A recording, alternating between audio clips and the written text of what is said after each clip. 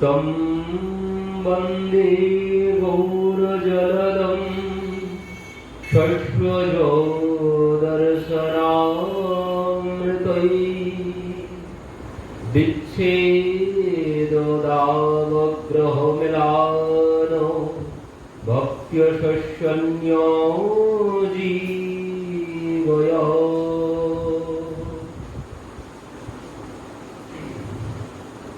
মধ্যলীলা দশম পরিচ্ছেদ। কবিরাজ গোস্বামীপাদ বলছেন প্রারম্ভেই, তম বন্দে গৌর জলদম শস্যজোদর্শনম মৃত বিচ্ছেদ দাবগ্রহ মিলানো ভক্ত্য শস্যন্য জীবয়।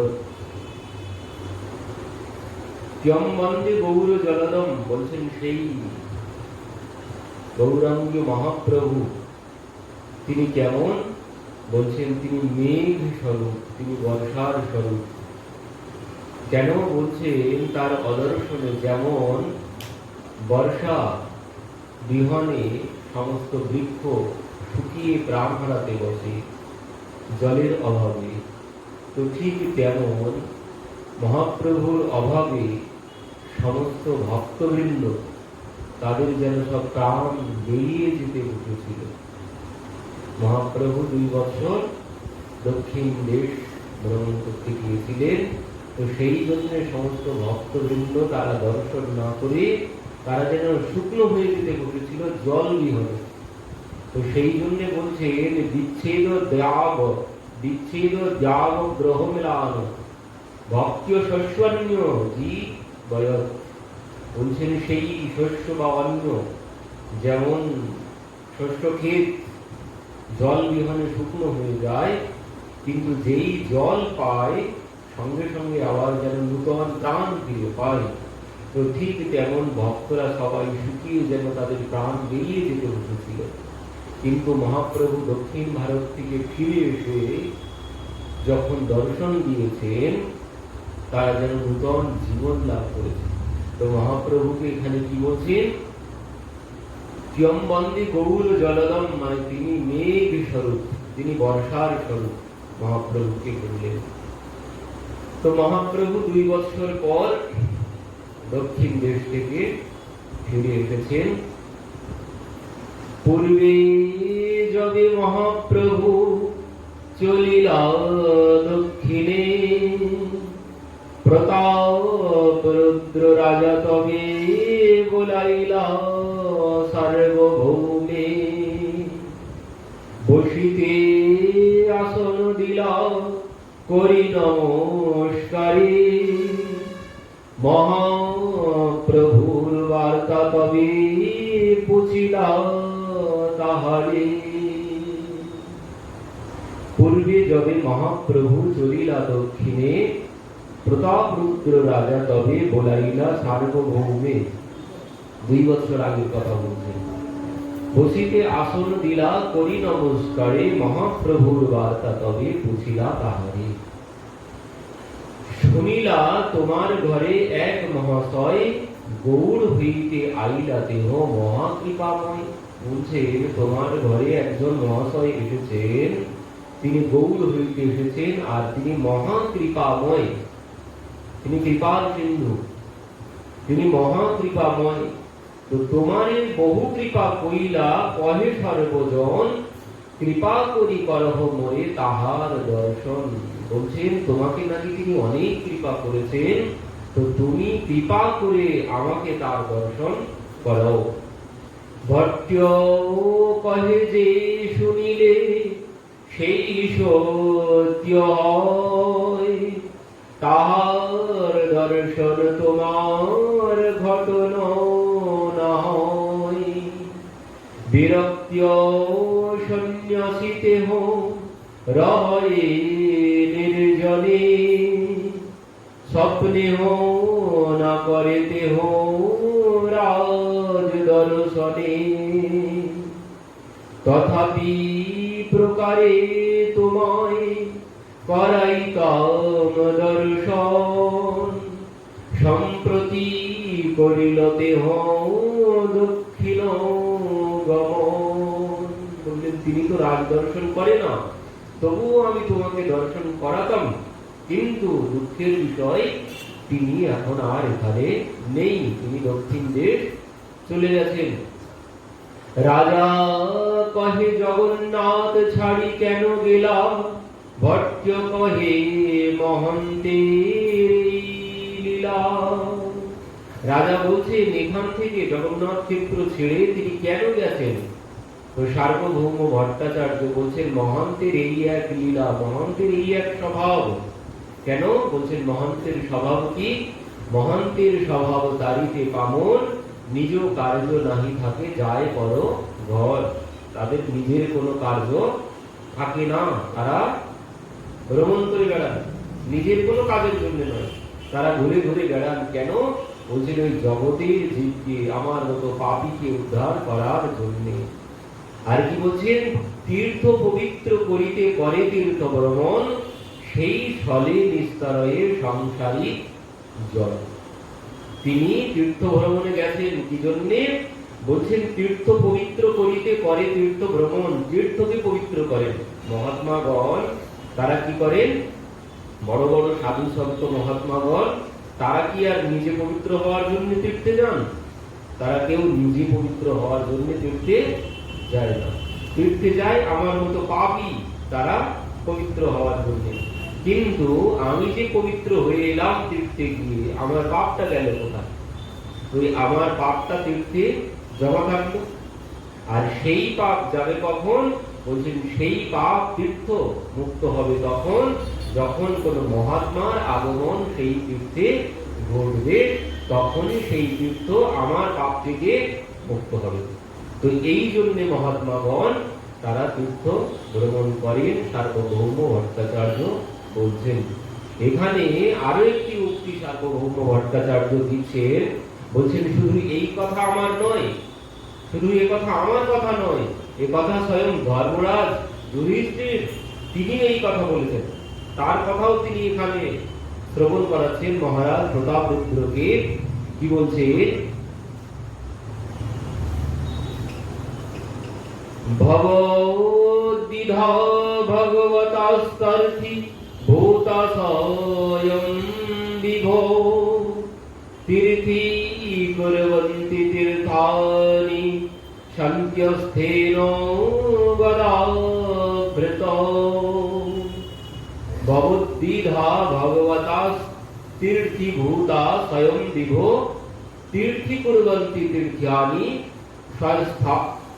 শান্ত্যস্থানে গদাভৃত। বলছেন তীর্থি কুর্বন্তি তীর্থানি, বলছেন তীর্থকে পবিত্র করেন মহাত্মাগণ। এই কথা ধর্মরাজ বলেছিলেন কাকে? বিদুর মহারাজ। বিদুর মহারাজ যখন তীর্থ ভ্রমণ করে ধর্মরাজের সভায় এসেছিলেন সেই হস্তিনাপুরে। কেন এসেছিলেন হস্তিনাপুরে? বিদুর কেন এসেছিলেন ফিরে? উদ্ধবের কাছে যখন জানতে পারলেন যে সব শেষ, কেউ আর বেঁচে নেই, পাণ্ডবরা এখন রাজা হয়েছে, ধর্মরাজ এখন রাজা, আর বলছেন সেই ধৃতরাষ্ট্র আর গান্ধারী তোমার ভ্রাতা, তোমার জ্যেষ্ঠ ভ্রাতা, তারা আছে হস্তিনাপুরে। আর এই কথাই শ্রবণ করে, অন্য কারণ নয়, এটাই হচ্ছে সব থেকে বড় কারণ। বিদুর মহারাজ পাণ্ডবদের সভায় আসার সব থেকে বড় কারণ এটি। কারণ এখানে ধৃতরাষ্ট্র আছেন, তাদের কাছে? পাণ্ডবদের কাছে। ধৃতরাষ্ট্র পাণ্ডবদের কাছে আছে, কুরুক্ষেত্র যুদ্ধের পরে এনাদের কাছেই আছে। এই কথা যখন উদ্ধবের কাছে শ্রবণ করেছেন, তখনই তিনি হস্তিনাপুরে এসেছেন পাণ্ডবদের সভায়। তো আসতেই ধর্মরাজ বসিয়েছেন সিংহাসনে, চরণ ধৌত করেছেন, অর্চন বন্দন পূজন করেছেন, করে বলছেন এই কথা যে আপনার মতো মহাত্মাগণ তীর্থে ভ্রমণ করেন এই জন্য, তীর্থকে পবিত্র করার জন্য। আর কি বলছেন? সেই তীর্থ কি হয়? তীর্থ তো পবিত্র করেনি মহাত্মাগণ, আর কি করে? বলছেন আর যত সংসারী জীব যখন সেই তীর্থে যাবে, গেলে কি হবে? সংসারে জীব তীর্থে গেলে কি হবে? এই যে মহাত্মাগণ স্বয়ং মহাপ্রভু তীর্থ ভ্রমণ করছেন, তো মহাপ্রভু তীর্থ ভ্রমণ করেছেন, মহাপ্রভুর চরণগুলো তীর্থে আছে, তো মহাপ্রভুর চরণধুলি তীর্থে আছে। আর সেই চরণধুলি যখন আমার শরীরে স্পর্শ হবে, তখনই এই ভবরোগ থেকে আমিও মুক্ত হয়ে যাব। এই হচ্ছে মহাত্মাগণের তীর্থ ভ্রমণের সব থেকে বড় কারণ। কারণ এই তীর্থের সমস্ত সাধু সন্তরা তারা এই জন্য ভ্রমণ করেন, তাদের জন্য নয়। তাদের চরণধুলি এই তীর্থে থাকবে, তাদের শ্বাস প্রশ্বাস তীর্থের বায়ুতে মিশে থাকবে। আর সেই বায়ু যখন আমাকে স্পর্শ করবে, আমার ভিতর থেকে তখন মায়া দূর হবে। যেভাবে সেই ভাগবতে আছে, পিঙ্গলা বেশ্যা বসে আছে রাস্তায়, সে দাঁড়িয়ে আছে, সে তার খদ্দেরের জন্য দাঁড়িয়ে আছে, এই বুঝি আমার কাছে আসবে, এই বুঝি আমার কাছে আসবে, সে পথে তার জন্য দাঁড়িয়ে আছে। কিন্তু কি হয়েছে, তার থেকে একটুখানি দূরে দত্তাত্রেয় ঋষি বটবৃক্ষের নিচে বসে আছে। এবার কি হয়েছে, সে তো তার ভাবনা নিয়ে দাঁড়িয়ে আছে, দত্তাত্রেয় ঋষি বটবৃক্ষের নিচে দাঁড়িয়ে বসে আছে। এমন সময় কি হয়েছে, একটা বাতাস এসে ওই দত্তাত্রেয় ঋষির গায়ের বাতাস, ওনার গায়ের থেকে সেই বাতাস গিয়ে ওই পিঙ্গলার গায়ে গিয়ে ওই বাতাস লেগেছে। আর এনার অঙ্গের বাতাস যখন স্পর্শ করে ওনার গায়ে স্পর্শ করেছে, তার মধ্যে থেকে সমস্ত চিন্তা ভাবনা সব পালিয়ে গেছে। সে যে চিন্তা ভাবনা নিয়ে দাঁড়িয়েছিল, তার আর সেই চিন্তা ভাবনা নেই। সে তখন ভাবতে শুরু করেছেন, হায় হায় হায়, আমার মতো মহাপাপিনী আর জগতে নেই। সঙ্গে সঙ্গে ভাবনা পরিবর্তন হয়ে গেছে, দত্তাত্রেয় ঋষির অঙ্গের বাতাস লাগার সাথে সাথে। এই জন্য মহাত্মাগণ তীর্থ ভ্রমণ করে। বললেন, সংসারী জীব যখন ওই তীর্থে যাবে, তখন এই সাধু সন্তের অঙ্গের বাতাস, শ্বাস প্রশ্বাস ওখানকার বায়ুতে মিশে থাকবে, আর চরণধুলি থাকবে ওই তীর্থে। আর এই চরণধুলির স্পর্শ যখন আমি পাবো, তখন আমিও আমার ভিতরের সমস্ত কাম, ক্রোধ, লোভ, মোহ সবকিছু দূর হবে। ওই চেতো দর্পণ মার্জনম, ভিতর পরিষ্কার হতে শুরু করবে, চিন্তা ভাবনা পরিষ্কার হতে শুরু করবে। এই জন্য তারা তীর্থ ভ্রমণ করেন। আর এই যে মানে পাপ তাপ থেকে মুক্ত হওয়ার জন্য, মানে পাপি তাপি তারা সবাই মুক্ত হন। আর সব থেকে পাপ থেকে মুক্ত হওয়ার সব থেকে বড় মাস হচ্ছে এই পুরুষোত্তম মাস। পাপ থেকে, অপরাধ থেকে মুক্ত হওয়ার মাস এই পুরুষোত্তম মাস।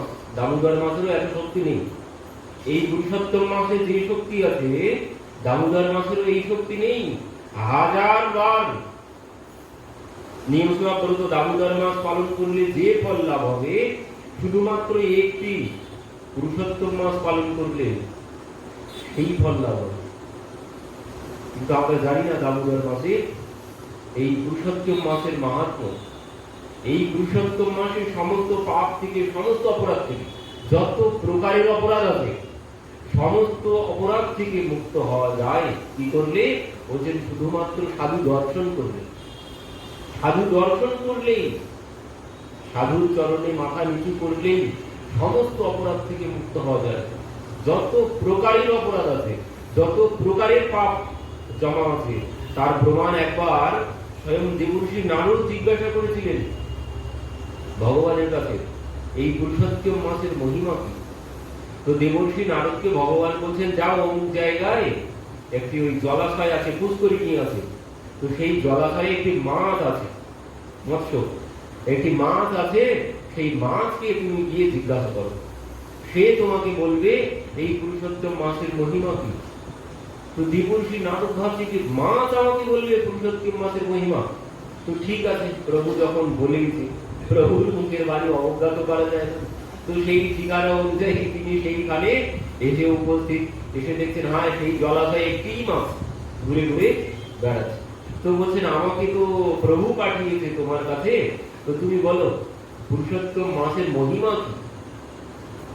আর এই বলার সাথে সাথে সেই মাছটা প্রাণ ত্যাগ করেছে, সেই মাছটা প্রাণ ত্যাগ করেছে।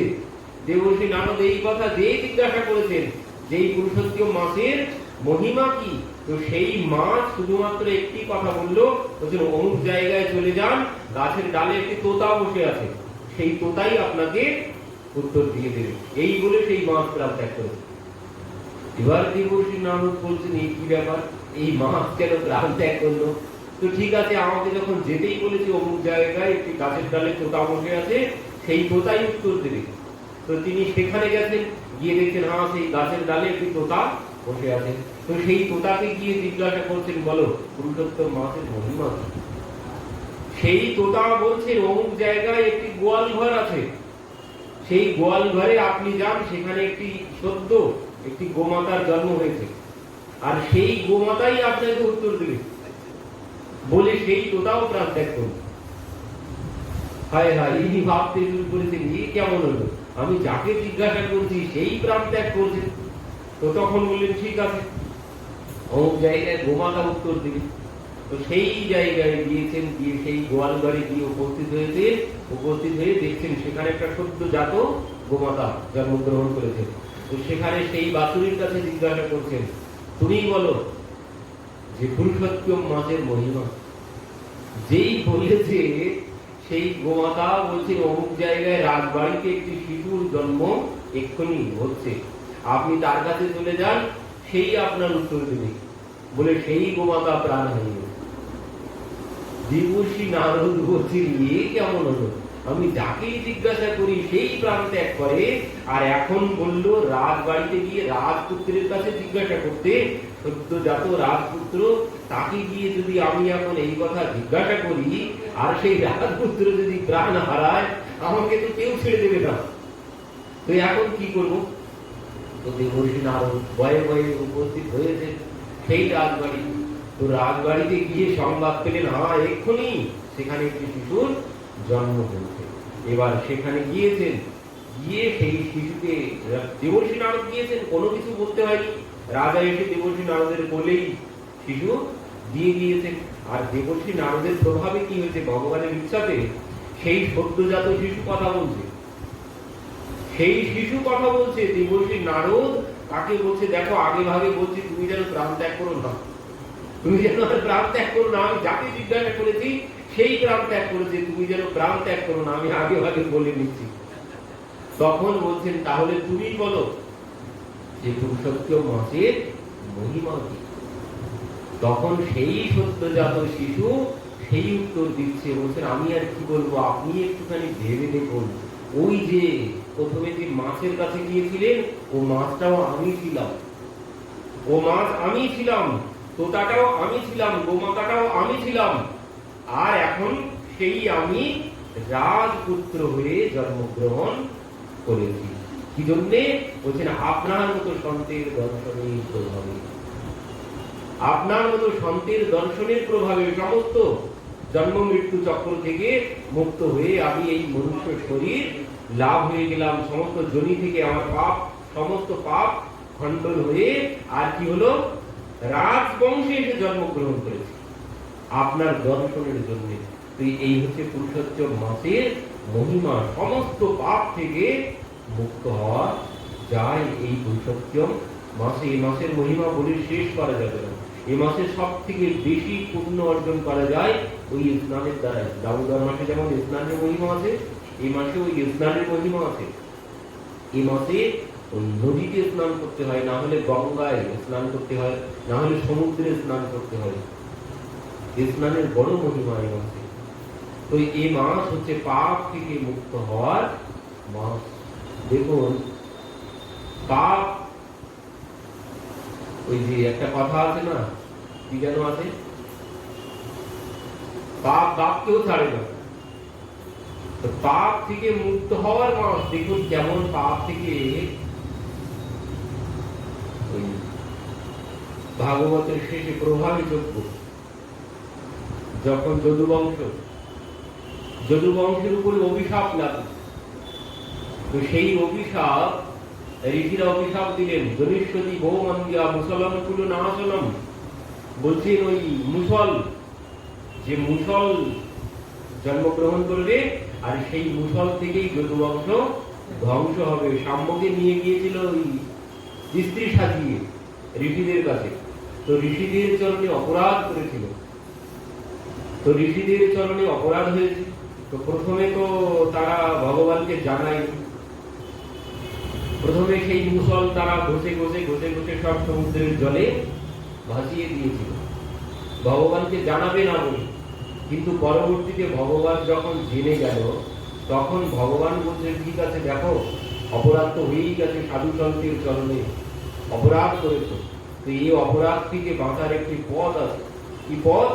বলছে ওই প্রভাস ক্ষেত্র, প্রভাস ক্ষেত্রে ওখানে ওই মহাদেবের মন্দির আছে, সোমনাথ তীর্থ, প্রভাস ক্ষেত্রে সোমনাথ তীর্থ আছে। তো ওই তীর্থে গিয়ে চন্দ্রদেব পাপ থেকে মুক্ত হয়েছিল, অভিশাপ থেকে মুক্ত হয়েছিল চন্দ্রদেব। তাকে দক্ষ মহারাজ অভিশাপ দিয়েছিল ভয় হয়ে যাওয়ার জন্য। তো সেখানে চন্দ্রদেব মহাদেবের উপাসনা করে সে সেই অভিশাপ থেকে মুক্ত হয়েছিল। তো তোমাদেরও অভিশাপ লেগেছে, সাধু সন্তের অভিশাপ লেগেছে, তো তোমরা এক কাজ করো, ওইখানে যাও, আমি তোমাদেরকে নিয়ে যাব, নিয়ে গিয়ে ওখানে মহাদেবের আরাধনা করবে, তোমরা এই অভিশাপ থেকে মুক্ত হয়ে যাবে। উদ্ধব মহারাজ সেখানে ছিলেন। উদ্ধব মহারাজ বসে বসে ভগবানের দিকে তাকিয়ে মোটা মোটা করে তাকিয়ে আছে। উদ্ধব সব বুঝতে পেরেছেন, ভগবান উদ্ধবের দিকে তাকিয়ে, ভগবানও বুঝতে পেরেছেন, উদ্ধব বুঝতে পেরেছে। আমি যা বলতে চাইছি, আমি যা ভেবেছি, আমার ভাবনা উদ্ধব সব বুঝেছে, না হলে উদ্ধব এইভাবে আমার দিকে কেন তাকাচ্ছে? তো এই জন্য ভগবান উদ্ধবের কাছে গিয়েছে, কি ব্যাপার, তুমি আমার দিকে এইভাবে তাকিয়ে আছো কেন? তখন উদ্ধব বলছেন, দেখো আমি তোমার দিকে এইভাবে তাকিয়ে আছি, তুমি এই এদেরকে ভুল বোঝাচ্ছ।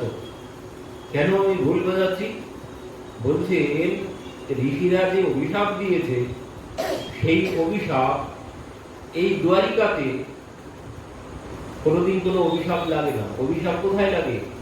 ব্রহ্মার সৃষ্টি ক্ষেত্রে অভিশাপ লাগে, ব্রহ্মার সৃষ্টি ক্ষেত্রে অভিশাপ লাগে।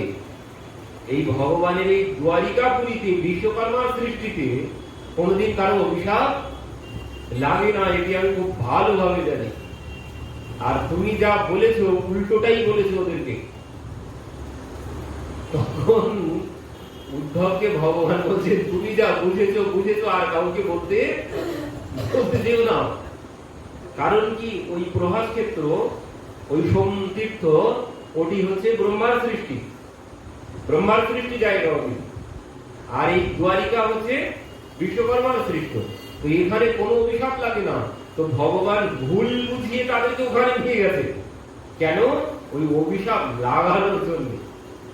যেই তারা এই দ্বারিকা ত্যাগ করেছে, ওই ভূমিতে গিয়ে যেই পদার্পণ করেছে, নৌকায় করে ভগবান নিয়ে গেছেন নিজে, আর ওখানে গিয়ে যেই পদার্পণ করেছেন, সঙ্গে সঙ্গে ঋষির অভিশাপ লেগে গেছে। আর সেই অভিশাপের জন্যেই তারা ওই সেই মুসল ঘষে সমুদ্রে ভাসিয়ে দিয়েছিল, তার থেকেই সেই এরকা ঘাস হয়েছিল।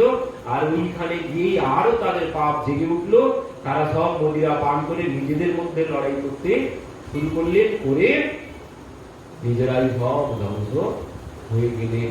এই পাপ বাপকেও ছাড়ে না, ভগবানও কোনদিন, ভগবান ভক্তের চরণে অপরাধ কোনদিন ক্ষমা করে দেন না। তো তার নিজের পুত্রগণ, পুত্র পৌত্র মানে নাতি পুত্র, তারা অপরাধ করেছে ভক্তের চরণে, তো সেই অপরাধ ভগবান নিজে ভোগ করালেন তাদের। এরা এখানে থাকলে কিন্তু কোনো অপরাধ তাদের হতো না, কোনো ক্ষতি তাদের হতো না, সবাই বেঁচে থাকতো, আজও থাকতো তারা, যদি ওই দ্বারিকা বাইরে না যেত, এই অভিশাপ তাদের লাগতো না। কিন্তু ভগবান যুক্তি করে ওখান থেকে বাইরে বার করে দিয়েছেন। তো এই কথা এই জন্য বললাম, যদি কোনো অপরাধ থেকে থাকে, জেনে বা না জেনে, যদি কোনো অপরাধ কোথাও হয়ে থাকে, সমস্ত অপরাধ খণ্ডন হবে এই পুরুষোত্তম মাসে। এই পুরুষোত্তম মাসে সাধু সন্তের চরণে মাথা নিচু করলে, চরণ ধুলি গ্রহণ করলে, আর এই ভগবানের কথা শ্রবণ করলে, এই পুরুষোত্তম মাসে কি হয় বলেন? এই পুরুষোত্তম মাসে আকাশ বাতাস সব নারায়ণময়। এই মাস সম্পূর্ণটাই আকাশ বাতাস সবকিছু নারায়ণময়। এখানে একবার নারায়ণ বললে লক্ষবার নারায়ণ নাম করার ফল পাওয়া যায়।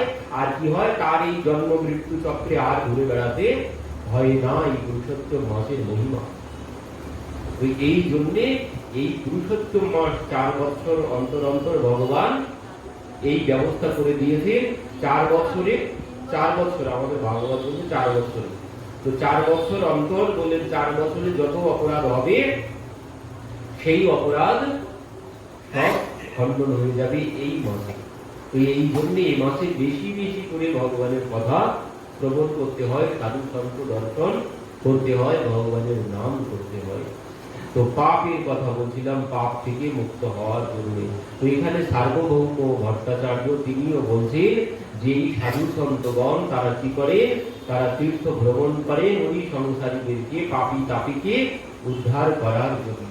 পাপী তাপী যখন তীর্থে যাবে তখন তারা এই মহন্তের মানে সাধু সন্ত মহাত্মার চরণধূলি তীর্থে থাকবে, আর সেই চরণধূলির স্পর্শে সমস্ত পাপ থেকে মুক্ত হয়ে যাবে। বৈষ্ণবের এই হয় স্বভাব নিশ্চয়, দেহ জীব নহে হয় স্বতন্ত্র ঈশ্বর। বলছেন তিনি তো কোনো জীব নয়, তিনি সাধারণ কেউ নয়, তিনি হচ্ছেন স্বয়ং ঈশ্বর। রাজা কহে তারে তুমি যাহাতে যেতে কেন দিলে, পায়ে পড়ি যত্ন করি কেন না রাখিলে। রাজা বলছেন তুমি তাকে কেন যেতে দিলে, পায়ে ধরে তাকে কেন এখানে রেখে কেন দিলে না। ভট্টাচার্য কহে দেহ ঈশ্বর স্বতন্ত্র, সাক্ষাৎ কৃষ্ণ দেহ নহে পরতন্ত্র।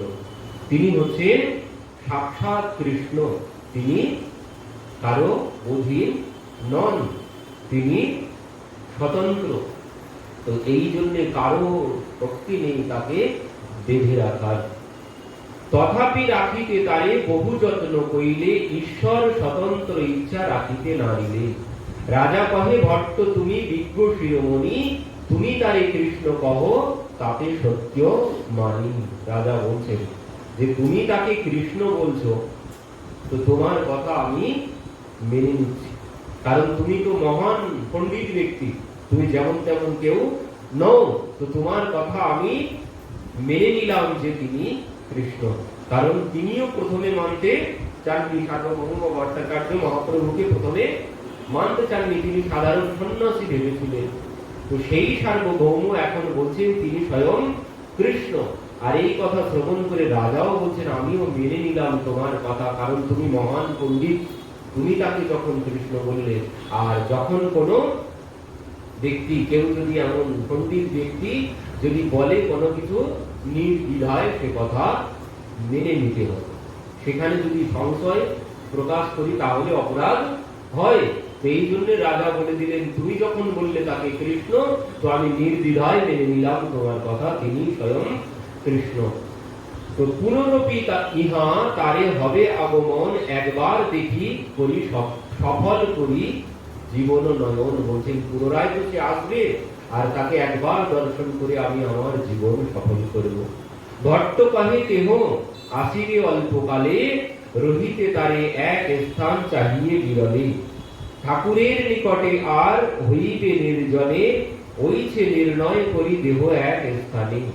রাজা কহে ওইছে কাশী মিশ্রের সদন, ঠাকুরের নিকট হয় পরম নির্জন। বলছেন অমন নির্জন জায়গা আছে একটি মাত্র, সেটি হচ্ছে কাশী মিশ্রের ভবন। এত কহি রাজা রহে উৎকণ্ঠিত হইয়া, ভট্টাচার্য কাশী মিশ্র কহিল সব গিয়া। কাশী মিশ্র কহে আমি বড় ভাগ্যবান, মোর ঘরে প্রভু পদে হবে অবস্থান। এই মতো পুরুষোত্তম বাসী যতজন, প্রভু মিলিতে সবার উৎকণ্ঠিত মন। সব লোকের উৎকণ্ঠা যবে অত্যন্ত বাড়িল, মহাপ্রভু দক্ষিণ হইতে তবহি আইল।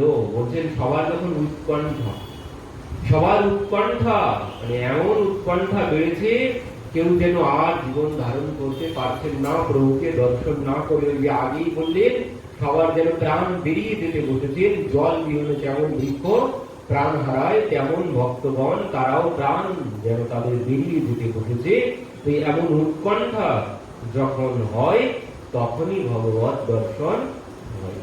কোথাও যেতে হবে না, কোথাও যেতে হবে না ভগবত দর্শনের জন্য। এইখানে বসে, নিজের বাড়িতে বসেই ভগবত দর্শন হবে। চাই কি? চাই ওই উৎকণ্ঠা। তাকে দর্শনের জন্য আকুলতা চাই। আকুলতা না হলে কোনোদিন কোথাও গিয়ে তাকে পাওয়া যাবে না। তিনি এখানে নেই, অন্য জায়গায় আছে, এমন কোনো বিষয় নেই। হরি ব্যাপক সর্বত্র সমানা বলছেন, ভজন আদি দ্বারা চিত্ত শুদ্ধি জন্মিলে প্রেমের উদয়ে কৃষ্ণ দর্শনের জন্য বাসনা জন্মে। প্রেম বৃদ্ধির সঙ্গে সঙ্গে দর্শন বাসনাও ক্রমশ তীব্রতা লাভ করিয়া উৎকণ্ঠায় পরিণত হয়। কি বলছে? ভজন আদি দ্বারা চিত্ত শুদ্ধি জন্মিলে প্রেমের উদয়েই কৃষ্ণ দর্শনের জন্য বাসনা জন্মে। আর সেই বাসনা বললেন প্রেম বৃদ্ধির সঙ্গে সঙ্গে দর্শন বাসনাও ক্রমশ তীব্র হতে শুরু করবে। উৎকণ্ঠা, সেই বাসনা উৎকণ্ঠায় পরিণত হবে। এই উৎকণ্ঠা যখন অত্যাধিক রূপে বৃদ্ধি প্রাপ্ত হয় তখন ভগবান দর্শন দিয়া থাকেন। এই উৎকণ্ঠা চাই। উৎকণ্ঠা ছাড়া ভগবান দর্শন কিছুতেই হবে না। এই আকুলতা চাই, যখন প্রাণটা বেরিয়ে যাবে ভগবান ছাড়া। যেমন আকুলতা আছে অর্থের জন্য, অর্থের জন্য যেমন আকুলতা আছে, সংসারের জন্য যেমন আকুলতা আছে, অমন আকুলতা, অমন আকুলতা হলেই সঙ্গে সঙ্গে ভগবান পাওয়া যায়। চিন্তামণি বললেন, আমার প্রতি তোমার যেমন মোহ, এমন মোহ ভগবানের প্রতি হলে তুমি কবে ভগবান পেয়ে যেতে? সঙ্গে সঙ্গে। এই কথাতেই তার মাথা ঘুরে গেছে। চিন্তামণিকে ত্যাগ করে দিয়েছেন, দিয়ে ভগবানকে খুঁজতে শুরু করেছেন। কেমন আকুলতা দেখুন। আবার পথে যেতে আরেকজনের গৃহে গিয়ে উপস্থিত হয়েছেন, সেখানে তার রূপ দেখে তার বাড়িতে গিয়ে উপস্থিত হয়েছেন। সেখানে গিয়ে কি বলছেন? বলছেন তোমার চুলের কাঁটাটা দাও। দিয়ে এবার কি করেছে? নিজের বললেন এই নয়নের জন্যই আমি পথভ্রষ্ট হয়ে যাচ্ছি। তো সেই নয়নটাও তিনি নষ্ট করে ফেললেন। আর যেই নয়ন নষ্ট করে ফেলেছেন সঙ্গে সঙ্গে ভগবান এসে হাত ধরেছেন, সঙ্গে সঙ্গে ভগবান এসে হাত ধরেছেন। এই আকুলতা চাই। এমন আকুলতা না হলে, এমন ত্যাগ না হলে কোনোদিন তাকে পাওয়া যাবে না। যেমন আকুলতা আমাদের সংসারের জন্য আছে, ভগবানের জন্য এমন আকুলতা নেই। যেমন আকুলতা না হলে তাকে পাওয়া যাবে না। তিনি কোথায় নেই? তিনি সর্বত্র আছেন। তিনি নেই এমন কোনো জায়গায় নেই। এখানে বসেই পাওয়া যাবে, নিজের ঘরে বসেই পাওয়া যাবে, কোথাও যেতে হবে না কষ্ট করে। হরি ব্যাপক সর্বত্র সমানা, তিনি সর্বত্র সমান ভাবে আছেন, কোথাও কম বেশি না, সমান ভাবে সর্বত্র আছে, কোথাও যেতে হবে না। শুধুমাত্র আকুলতা হলেই সঙ্গে সঙ্গে তিনি সম্মুখেই প্রকট হয়ে যাবেন, অন্য কোথাও যাওয়ার দরকার হবে না। সর্বত্র সমান ভাবে আছে, শুধুমাত্র আকুলতা হলেই আমার সম্মুখে তিনি আবির্ভূত হয়ে যাবেন। তো বললেন সমস্ত ভক্তের যখন আকুলতা বেড়ে গেল তখনই মহাপ্রভু তাদের কাছে এসে দর্শন দিলেন। শুনি আনন্দিত হইল সবাকার মন, সবে মেলি সার্বভৌমে কইল নিবেদন। প্রভু সভা আমার সভায় করহ মিলন, তোমার প্রসাদে পাই চৈতন্য চরণ। ভট্টাচার্য কহে কালী কাশী মিশ্রের ঘরে, প্রভু যাইবে তাহা মিলাইব সবারে। সবাই গিয়ে ভট্টাচার্যের কাছে নিবেদন করছেন, তুমি আমাদেরকে মহাপ্রভুর সাথে দর্শন করাও, মিলন ঘটাও। তো বললেন আগামীকাল মহাপ্রভু কাশী মিশ্রের ভবনে যাবেন, ওইখানে সবাই এসো, ওখানেই প্রভুর সাথে দর্শন হবে। আর দিন মহাপ্রভু ভট্টাচার্য সঙ্গে জগন্নাথ দর্শন করিল মহারঙ্গে। মহাপ্রসাদ দিয়া তাহা মিলাইলা সেবকগণ, মহাপ্রভু সবাকার করিল আলিঙ্গন। দর্শন করি মহাপ্রভু চলিল বাহিরে, ভট্টাচার্য নিল তারে কাশী মিশ্র ঘরে। এবার কাশী মিশ্রের ঘরে গিয়েছেন। কাশী মিশ্র পড়িয়াছি প্রভুর চরণে, গৃহ শহীদ আত্মা তারে কইল নিবেদনে। এই যে সমর্পণ হয়ে গেলেন, কাশী মিশ্র সমর্পিত হয়ে গেলেন প্রভুর চরণে। কি বলছেন? কাশী মিশ্র পড়িয়াছি প্রভুর চরণে, গৃহ শহীদ আত্মা তারে কইল নিবেদনে। গৃহ সহ নিজের আত্মা, নিজের আত্মা প্রভুর চরণে নিবেদন করে দিলেন। প্রভু চতুর্ভুজ মূর্তি তারে দেখাইল, আত্মসাৎ করি তারে আলিঙ্গন করিল। সঙ্গে সঙ্গে প্রভু তারে চতুর্ভুজ মূর্তি দর্শন করালেন। আর কি করলেন? প্রভু গিয়ে তাকে নিজেই আলিঙ্গন করলেন কাশী মিশ্রকে। তো ভগবান দর্শনে কখন হবে সমর্পণ? সমর্পণ ছাড়া, নিজেকে তার চরণে সম্পূর্ণরূপে সমর্পণ ছাড়া কোনোদিন ভগবানকে পাওয়া সম্ভব নয়। সম্পূর্ণরূপে সমর্পিত হতে হবে। তখনই এই যে মহাপ্রভু চতুর্ভুজ মূর্তি দর্শন করালেন তাকে। কেন দর্শন করালেন? বলছেন এখানে তার জন্যেই কাশী মিশ্র পড়িল প্রভুর চরণে, গৃহ সহিত আত্মা তারে কইল নিবেদনে। গৃহ সহিত নিজের আত্মা সব প্রভুতে সমর্পণ করে দিয়েছেন। আর এই জন্যই প্রভু চতুর্ভুজ মূর্তিতে তার সম্মুখে দর্শন দিয়েছেন। প্রভু চতুর্ভুজ মূর্তি তারে দেখাইল, আত্মসাৎ করি তারে আলিঙ্গন করিল। তবে মহাপ্রভু তাহা বসিলা আসনে, চৌদিকে বসিলা নিত্য আনন্দ আদি ভক্তগণে। সুখী হইল প্রভু দেখি বাসার সংস্থান, সেই বাসায় হয় প্রভুর সর্ব সমাধান। মানে কাশীনাথ মিশ্রের ওই ভবন দেখে প্রভু অত্যন্ত খুশি হয়েছে। ওই গম্ভীরা দর্শন করে মহাপ্রভু অত্যন্ত খুশি হয়েছেন। সার্বভৌম কহে প্রভু তোমার যোগ্য বাসা, তুমি অঙ্গীকার করো এই মিশ্রের আশা। সার্বভৌম বলছেন প্রভু তোমার জন্য উপযুক্ত স্থান এটি, আর তুমি এটি গ্রহণ করো। প্রভু কহে এই দেহ তোমার সভাকার, তুমি কহ সেই সম্মতি আমার। প্রভু কহে এই দেহ তোমার সভাকার, বলছেন এই তো তোমাদেরই দেহ, তো তোমরা যে তুমি কহ সেই সম্মতি আমার। তোমরা যা বলছো তাতেই আমার সম্মতি। তবে সার্বভৌম প্রভুর দক্ষিণ পার্শ্বে বসি, মিলাইতে লাগিল সব পুরুষোত্তম বাসী। প্রভুর ডান দিকে এবার সার্বভৌম ভট্টাচার্য বসেছেন। এবার সার্বভৌম ভট্টাচার্য সমস্ত ভক্তদেরকে নিয়ে এক এক করে মহাপ্রভুর সাথে পরিচয় করাচ্ছেন। কি বলছেন? এই সব লোক প্রভু বৈশে নীলাচলে, উৎকণ্ঠিত হইয়া আছে তোমা মিলিবারে। সবাই নীলাচলে বসে আছে তোমাকে দর্শন করার জন্যে। তৃষিত চাতক জয়ীছে মেঘেরে হাকারে, তৈছে এই সব সভা করে অঙ্গীকারে। বলছেন চাতকের মতো, চাতক যেমন বর্ষার জলের জন্য অপেক্ষায় বসে থাকে, সবাই চাতকের মতো তোমার জন্য বসে আছে। জগন্নাথ সেবক এই নাম জনার্দন, অনবসরে করে প্রভুর শ্রীঅঙ্গ সেবন।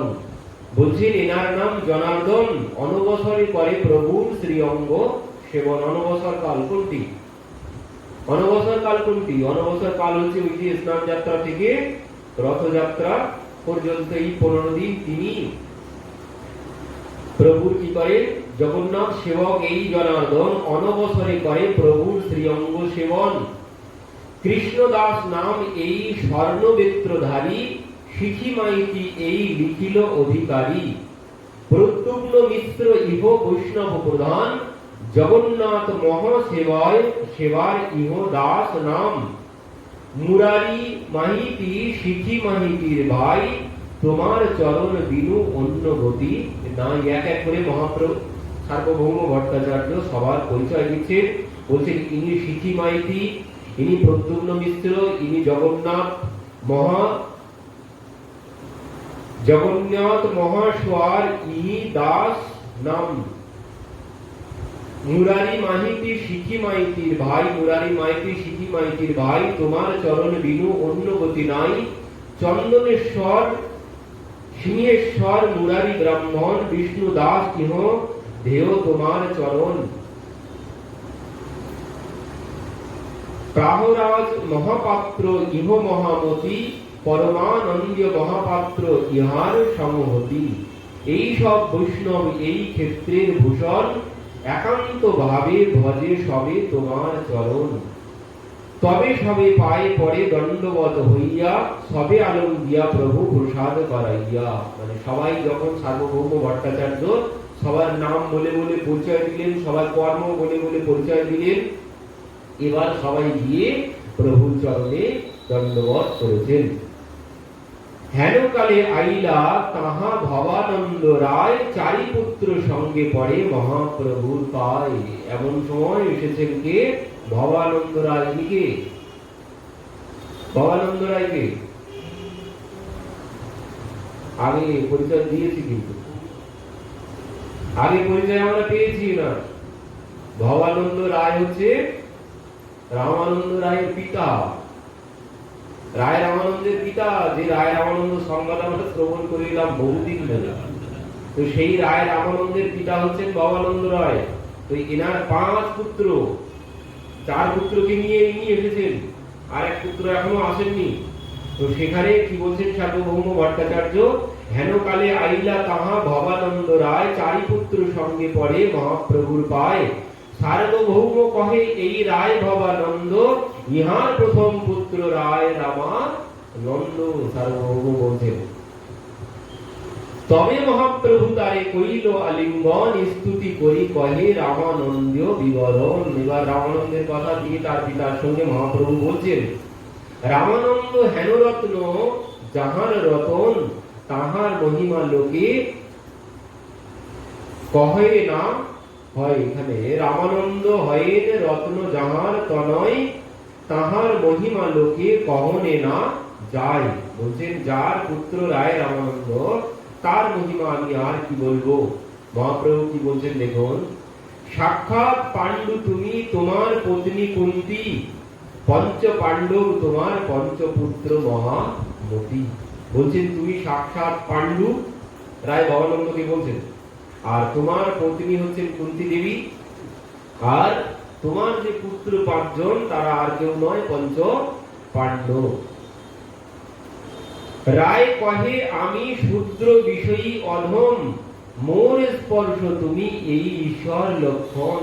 ভবানন্দ বলছেন আমি শূদ্র, জাতিতে শূদ্র, বিষয়ী মানে সংসারী, মোরে স্পর্শ তুমি এই ঈশ্বর লক্ষণ, তবুও তুমি আমাকে আলিঙ্গন করছো।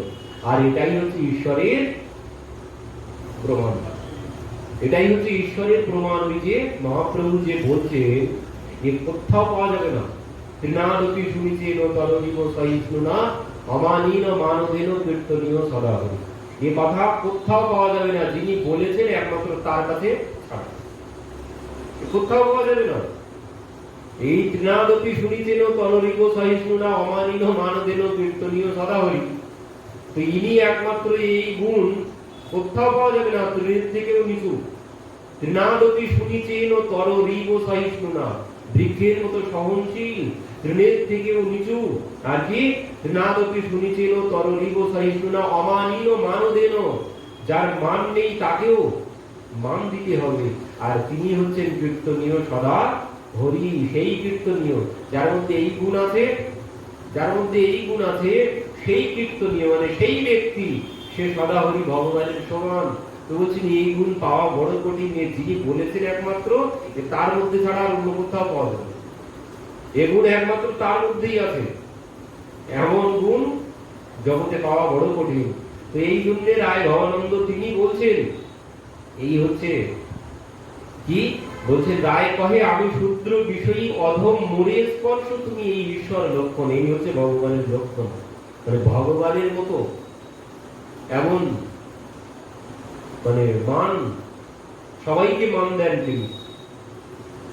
সংসারে ঠিক সবাইকে মান দিতে পারে না, বিচার করে মান দেয়, কিন্তু ভগবান সবাইকে মান দেন, তিনি সবাইকে সম্মান করেন।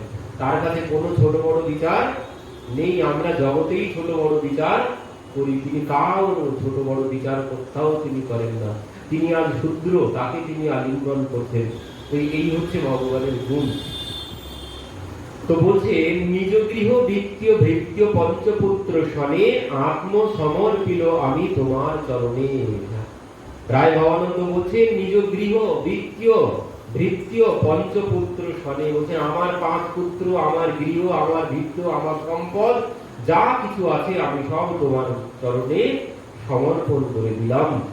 যবে যেই আজ্ঞা করিবে সেই বলে আত্মায় জ্ঞান করি সংকোচ না করিবে। কি বলছেন? এই বাণীনাথ রহিবে তোমার চরণে, যবে যেই আজ্ঞা করিবে সে বলে। বলছেন বাণীনাথকে আমি তোমার চরণে দিয়ে দিলাম, তুমি তাকে যা আজ্ঞা করবে সঙ্গে সঙ্গে সেই আজ্ঞা সে পালন করবে। আত্মীয় জ্ঞান করি সংকোচ না করিবে, যেই যবে ইচ্ছা তোমার সেই আজ্ঞা দিবে। তোমার যখন যে ইচ্ছা হবে সেই কথা, সেই আজ্ঞা উপদেশ তুমি তাকে করো।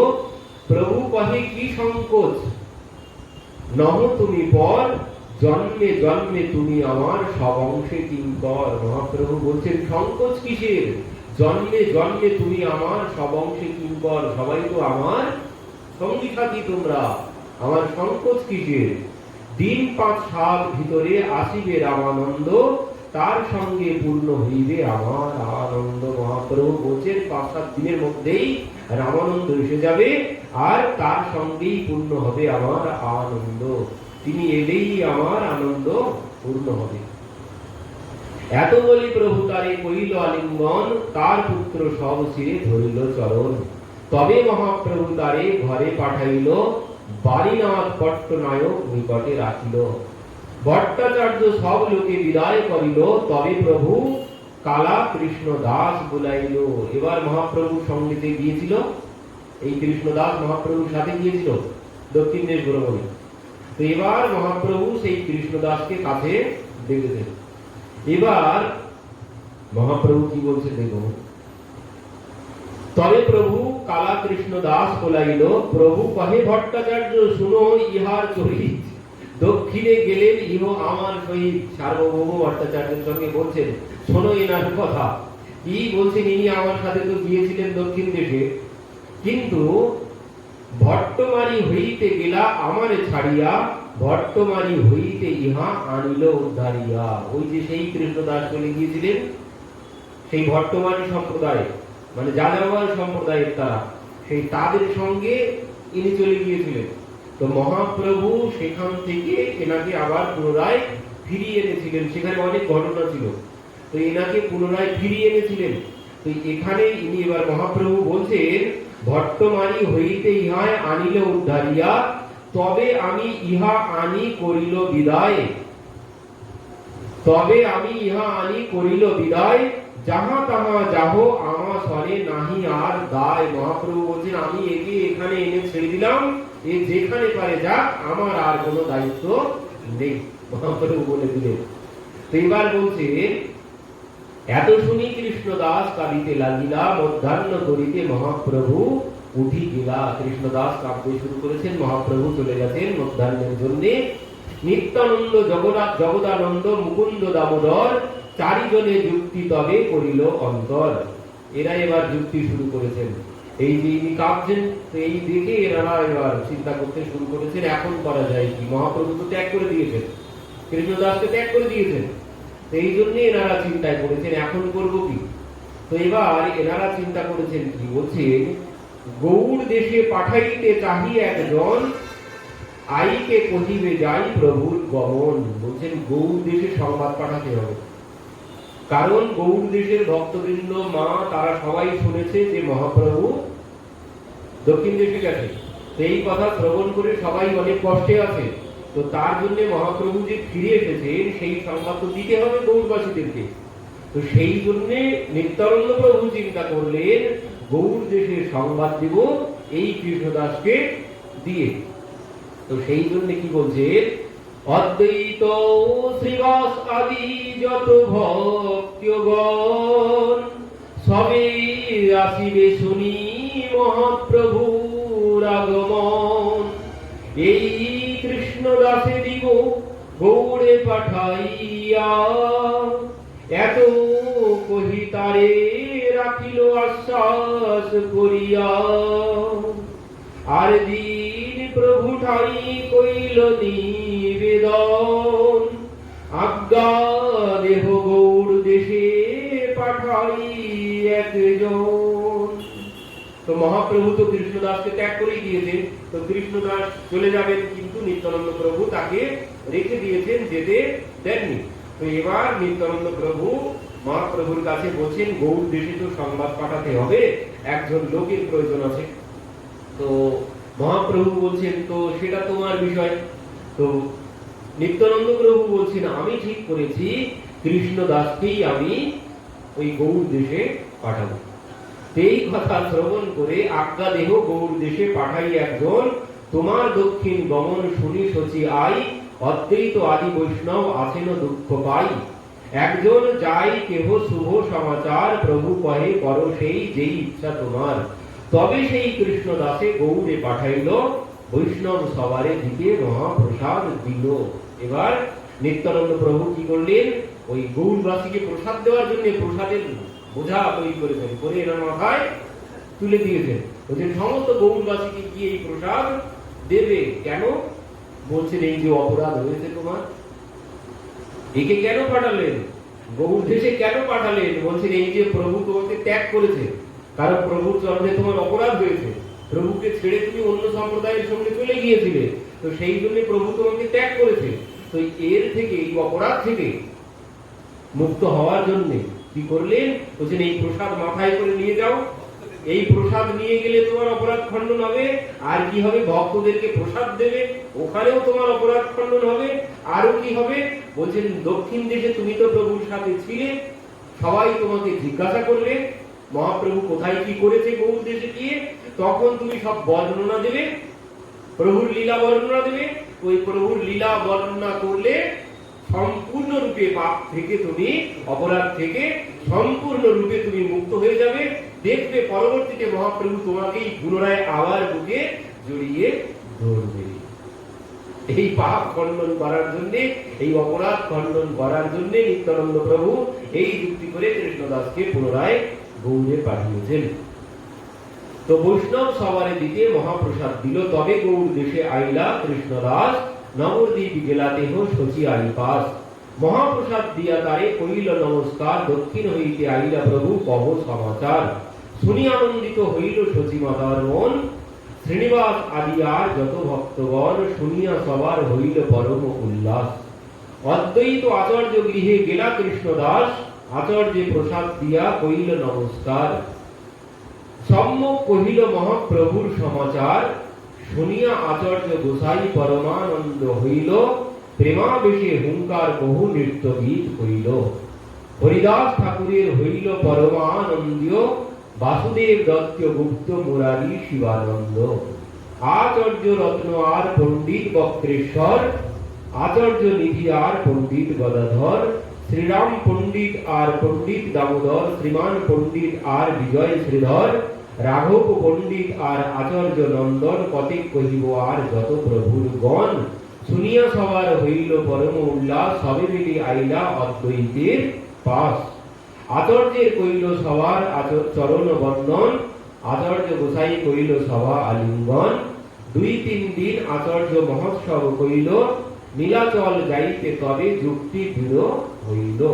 সবে মিলি নবদ্বীপে একত্র হইয়া, নীলাদ্রি চলিল শচী মাতার আজ্ঞা লইয়া।